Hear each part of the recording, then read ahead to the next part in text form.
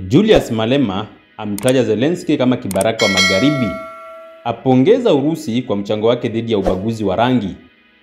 Julius Malema, kiongozi wa chama cha Economic Freedom Fighters EFF nchini Afrika Kusini, ameendelea kuchukua msimamo mkali dhidi ya mataifa ya magharibi, akisisitiza kuwa Afrika Kusini haitasimama na Ukraine katika mgogoro wake na Urusi.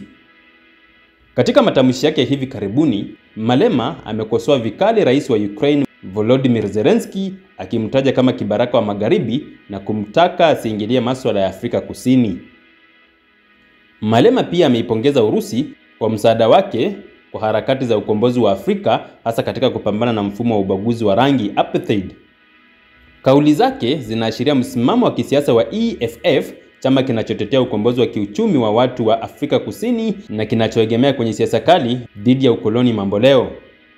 Msimamo wa Malema unalenga kuonyesha kuwa moja, Ukraine ni sehemu ya ajenda ya magharibi, ambapo anaamini kuwa vita vya Ukraine na Urusi ni mzozo unaochochewa na Marekani na Ulaya ili kudhoofisha Urusi. Mbili, Afrika haifai kuingizwa kwenye vita vya watu wengine.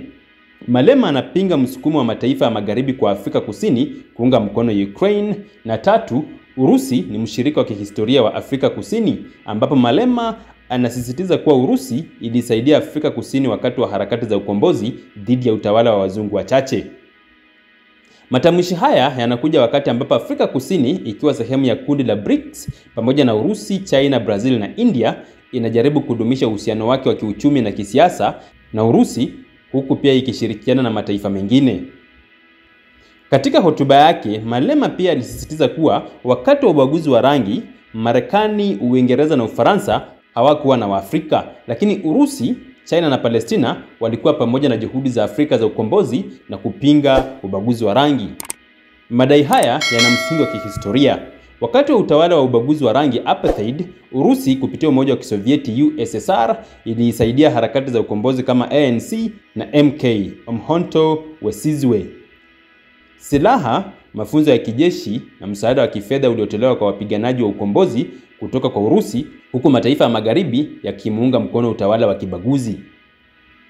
Nelson Mandela mwenyewe alipewa msaada kutoka Urusi katika mapambano dhidi ya utawala wa kibaguzi. Kwa mtazamo wa Malema, Urusi ni mshirika wa kweli wa Afrika Kusini, wakati magharibi ni wakoloni wa zamani wanaojifanya marafiki. Katika hotuba hiyo, Malema pia aligusia mwanabiashara tajiri Elon Musk, akisema kuwa Afrika Kusini haipaswi kutishwa naye. Elon Musk Afrika Kusini amekuwa akitoa maoni kuhusu masuala ya kisiasa ya Afrika Kusini na hasa kuhusu chama cha EFF na siasa zake. Malema anaona kauli za Musk kama sehemu ya uingiliaji wa wazungu katika siasa za Kiafrika.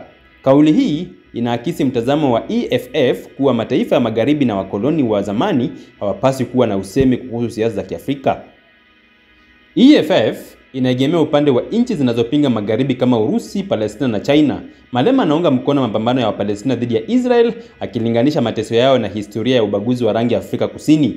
Afrika haipaswi kuongozwa na maslahi ya magharibi, bali inapaswa kushikamana na washirika waliokuwa nao wakati wa shida. Katika siasa za kimataifa, Afrika Kusini mara nyingi imechukua msimamo wa kuunga mkono Palestina, na Malema anaendelea kusukuma ajenda hiyo kwa msimamo mkali zaidi. Kauli za Malema zinahusiana na mjadala mkubwa wa mustakabali wa Afrika Kusini katika diplomasia ya kimataifa. Rais Cyril Ramaphosa na serikali yake wamesisitiza msimamo wa kutokuwa upande wowote katika mgogoro wa Ukraine na Urusi, lakini kuna shinikizo kutoka kwa mataifa ya magharibi kuunga mkono Ukraine. BRICS imekuwa jukwaa muhimu kwa Afrika Kusini, ikiipa nafasi ya kushirikiana na Urusi, China na mataifa mengine yanayopinga ubeberu wa magharibi. EFF inaonekana kuunga mkono zaidi Urusi na mataifa yanayopinga magharibi, ikilinganishwa na sera za serikali ya ANC ambazo zinajaribu kudumisha uhusiano na pande zote. Matamshi ya Julius Malema yanaonyesha wazi kuwa anafanya siasa za upinzani kwa nguvu kubwa dhidi ya mataifa ya magharibi. Anapinga ushawishi wa Marekani, Uingereza na Ufaransa katika siasa za Afrika, anaunga mkono Urusi kwa historia yake ya kusaidia ukombozi wa Afrika Kusini, anaendelea kusukuma ajenda ya mshikamano ya mataifa kama Palestina, pamoja na kupinga wazo la Afrika Kusini kuingizwa kwenye mgogoro wa Ukraine na Urusi. Kwa kauli zake, Malema anadhibitisha msimamo wake wa kupinga ushawishi wa magharibi na kuunga mkono washirika wa kihistoria wa Afrika Kusini kama Urusi na Palestina.